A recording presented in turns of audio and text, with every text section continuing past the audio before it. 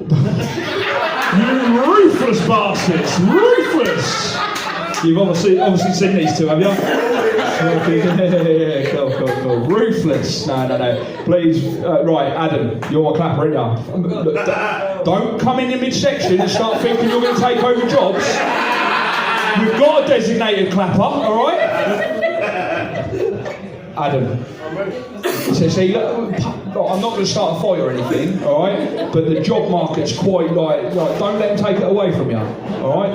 Because if you're going to be unemployed if you continue doing your job you do in the care market, all right? But right, so Adam, you all right with that? Yeah, cool. Adam, start the clapping for me. Becky, don't forget your fucking job as well.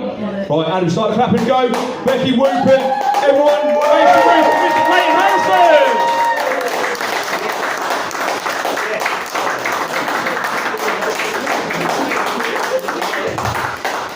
Thank you. Okay, we don't have a lot of time because I didn't realise this motherfucker was so far from the train station. So let's crack on with the register. Put your hands up if you are on it. Oh, you're on the ball in Ipswich. I usually get loads in Norwich. That was a little joke about me looking out at you and thinking you look like criminals because I know at least 2 or 3 of you are looking at me in this suit and thinking I've come straight from court. Right? That's right, the man that colours his face in is aware he's got a vibe. You say, crime watch. Right? But you mustn't judge, right? There's a reason I look like I've got a criminal background. Got one. Right? But every group of friends should have a shady mate. Right? We're good friends to have. So the truth can let you down. Right? I'll give you an example. Do you remember back in the 90s when the Brazilian came in? I'm talking about the pubes, not the plumber. Right? My girlfriend, she decided she was going to give herself one of these, and she asked my opinion on it, my truthful and honest opinion. Now, her problem was the timing. See, because I still had a knee each side of my ear when she asked me. And being a comedian, I said the only thing that popped into me, I said it was like French kissing Adolf Hitler. I feel like I just got off with Charlie Chaplin, if I'm honest. I got slapped clear off the bed. So that's a mild example of how the truth can let you down, yeah? You put a copper in front of a lot of you people and you go to pieces, you start confessing shit you haven't even done. You put a copper in front of me, I'm on stage. Is there anything in your pockets that will hurt me? Yeah, 3 ninjas and a tiger. Dig in. Is there anything in your pockets that shouldn't be there? Well, yeah, currently your sergeant's hand. Address that, please. You may harm your defence if you fail to mention something now which you may later rely on in court. Prince Andrew's legal team! They hate that one. They really do. So, does anyone here work from home? Still, yeah? Are you finding that the ones that have gone back to work are getting a bit jealous? No, it's the other way around. See, it's because you're saying it wrong. Say, I live at work.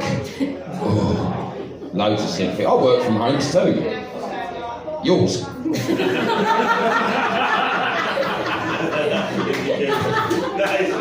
I spend a lot of time on the internet, right? And the internet's fucking brilliant. Facebook in particular. They have these things like Marketplace winds me up. People trying to sell broker shit on Marketplace. It's a bugbear of mine. Right, someone selling a wood chipper. Was working fine, suddenly stopped. Don't know why. Could be an easy fix for the right person. Thought, oh, that's a standard, is it? And I know I shouldn't have done it, but I put another advert up just underneath theirs. Used pacemaker. Was working fine, suddenly stopped. Could be an easy fix for the right person. Sadly for Grandad, this turned out not to be Grandma. Buyer must collect. There's another one. Said, I'm looking for a baby door bouncer. I put, have you tried a stocky toddler? And they ask you your opinion on things as well. It's like, recently I was writing, it said, which celebrity would you most like to contact via a Ouija board? And I couldn't make my mind up between Piers Morgan or Katie Price. But you got to watch out for some things on there that are there to catch you out. Some of these life hacks. You seen the phone rice life hack? Oh shit, my phone's wet. Put it in the rice. Bullshit. I got my phone wet. Didn't work. I stuck it in the rice for 24 hours. When I pulled it out, just as fucked as it was when it went in. So I've emailed Ambrosia.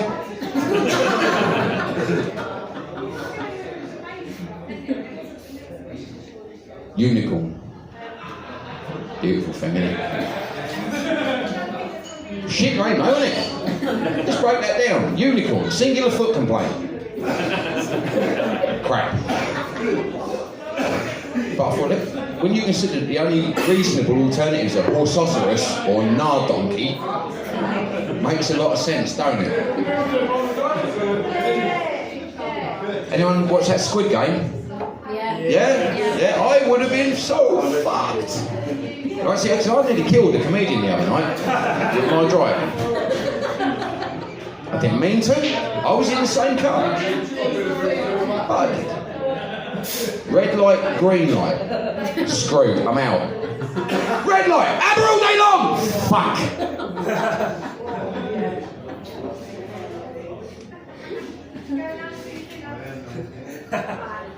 PC. Terrible stuff. I didn't like it when it just meant personal computer. Now it means I can't say shit. I'm not allowed to pay a woman a compliment. I only just finished getting shouted at for not paying women compliments. Right? I'm 44 years old. My misogyny is ingrained. I've got to get it out. But now I'm not allowed. I was going to get cancelled. Which means I'm only allowed to compliment men. Cracking tits, mate.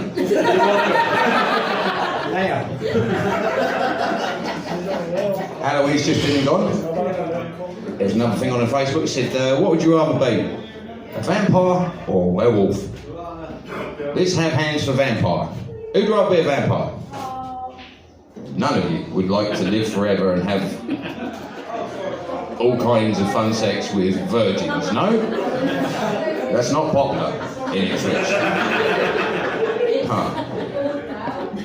How many of you would like to be a werewolf? Yeah. Why?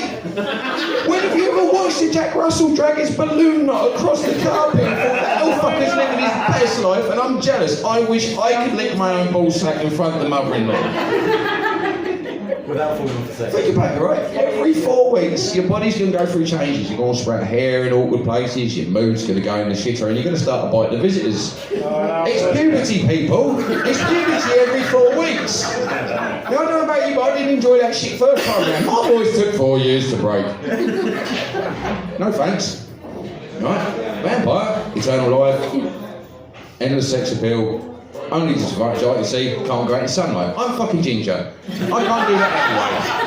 I can't even stand in front of the microwave when it's going if it's on for more than 3 minutes. Vampire wins. I come from a long line of jokers. My granddad once famously faked his own death just to pull off the world's most badass knock-knock joke. Who's there? Granddad! 3 of my aunties fainted. Right? And the bastard got us in 2 years later at the real deal because the curtains opened, the box went in, the curtains shut, we all sat down for another 3.5 hours waiting for him to announce he was the vicar or walk through the back door. I have a joke. I call mine a joke of destiny. And what I like to do is I've got a big blue Volvo estate and I fill the back seat with rucksacks and backpacks and I go looking for hitchhikers. And when I get one, I start saying really fucked up shit to them.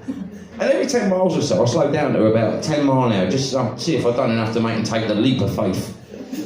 Right. Jump in! Throw your back in the back! With the others. Was that, you say your name was 7? Oh, sorry, Kevin.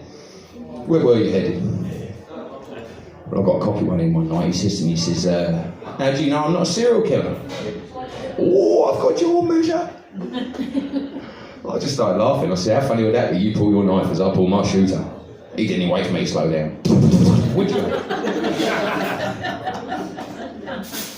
Bumped into a mate of mine in James Paget Hospital car park. He was paying for his parking ticket. I said, what are you doing up here? He says, oh, I've come to visit my dad. He says, he fell out of a chair at the weekend. He's broke both his legs, one of his wrists, 3 ribs.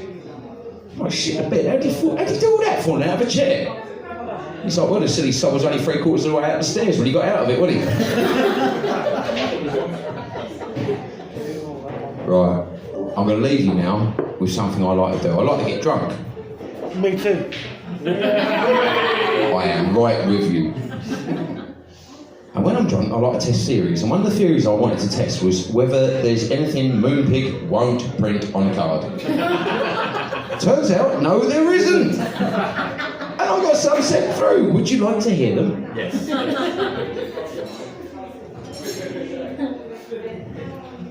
Thank you. How long can a thank you card go? For all breaking and gentle. Thanks for helping me fake my death and letting me hide out. I always thought having an undertaker as a mate was weird until now. Couldn't have done it without you, big fella. Can't fucking wait for the funeral next week to see how long it takes those pricks to realise that I'm the vicar. Love, Grandad.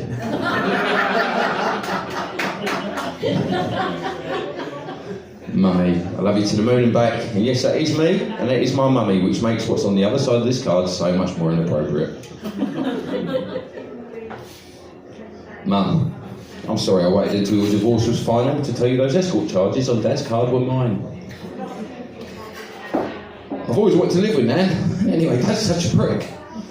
Please let Nan answer my calls. I miss both you guys, and Dad's been such a bellend about the whole thing. Love you! Kiss, kiss, kiss.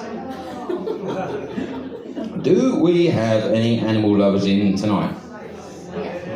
Oh, I hate this. Little French bulldog, how cute is he, eh? Oh. Oh.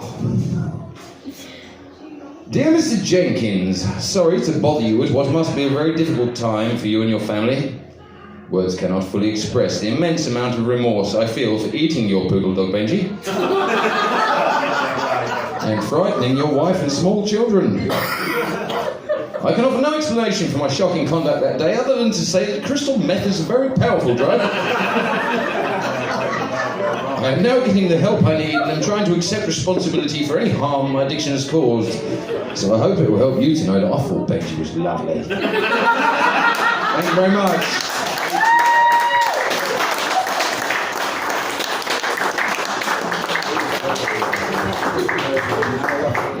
Clayton Harrison, ladies and gentlemen. Did anyone get the impression that when he turned around and said, I'm going to break you in gently, that was probably his first line in prison as well? Did anyone get that? Yeah, I got that, you know what I mean? Either that was